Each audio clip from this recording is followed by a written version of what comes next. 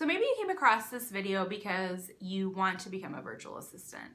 But really, what is an actual virtual assistant?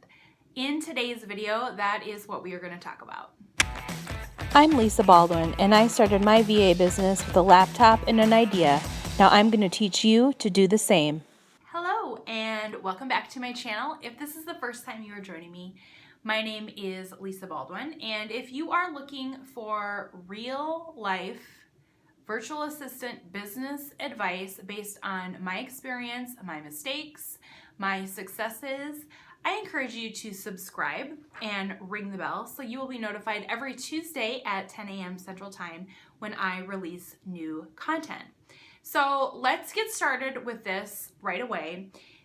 You've heard about a virtual assistant and it sounds really great, but what is exactly a virtual assistant? Like, you might have come across this video because you're looking to start a virtual assistant business. You may have come across this video because you want to hire a virtual assistant because everybody's hiring a virtual assistant and you really just don't even understand what it is. But regardless of the reason that you found this video, I am going to answer that question for you. So the easiest way to define a virtual assistant is anybody that can do administrative work for you from a remote location. So that could be anything from data entry to making phone calls to email management to setting up appointments for you.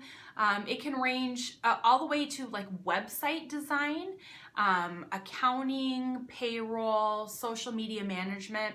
If they can do it remotely, a virtual assistant is exactly what you're looking for.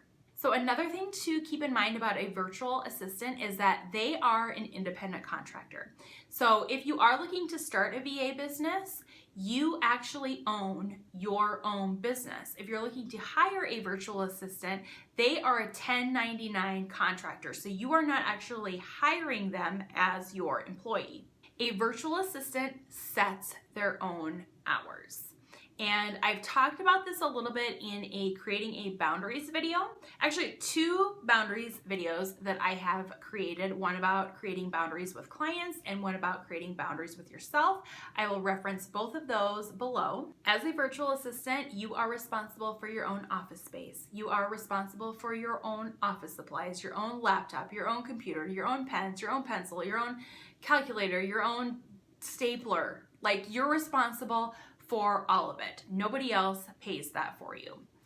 The next thing that you are responsible for, and maybe responsible is, I don't know, maybe not the right word, but what you get to do, that's probably a better way, is you get to set your own rates and pricing.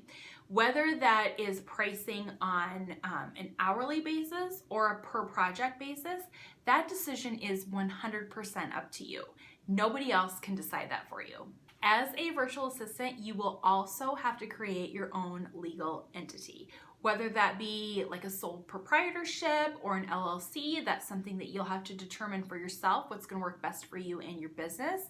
And then in most cases, you are also going to have to apply for an EIN number. And the great thing about working as a virtual assistant or hiring a virtual assistant is they can do work from anywhere that has an internet connection. Another thing to keep in mind if you want to become a virtual assistant is that you can be niche specific. And I also did a video on this, not to give away my full opinion, but I think there is a time to be niche specific and I think there is a time not to be niche specific. And I mentioned that in the video, which as usual, I will link in the description below. But if you want to niche down, you can be industry specific. You can work for real estate agents. You can work for authors. You can work for podcasters. You can work for small business owners. You can be project specific. You could be a Pinterest VA. You could be a Facebook VA. You could be a YouTube VA. You can be service specific. You can be an accounting VA. Or you can be customer service specific where you answer customer service emails or you take customer service calls. The good thing about being a VA is you get to decide what services you do and do not provide. Also, as a virtual assistant, you need to determine what skills you have and what skills and services you can offer. So ultimately, you get to choose your services.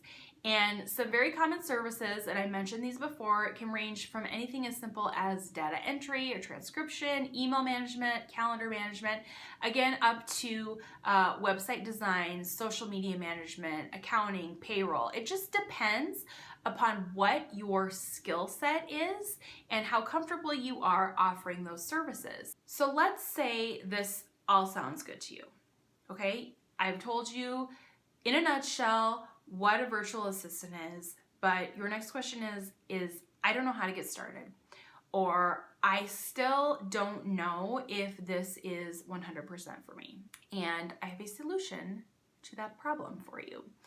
I have a free 3-day e-course, and here, below here, is going to be a link to how you can sign up for that course. And it's 3 days. It's like 3 10 to 15 minute videos that I am going to email to you. And it's going to help you determine if being a virtual assistant is right for you. It's going to go into more detail than this video is going to. Again, it is 100% free. Also, I'm going to share information here about a free VA skills guide that I have that's going to help you determine what skills you do and don't have. It's going to help you better decide what services you can offer to potential clients. I also have a guide to some apps and programs, some that I use, some that I don't, but that are very popular among other virtual assistants that can help you get started in your business. Some of those are free and some of those are paid. But if anything, I hope this video helped to define what a virtual assistant is for you, and I hope to see you in my next video.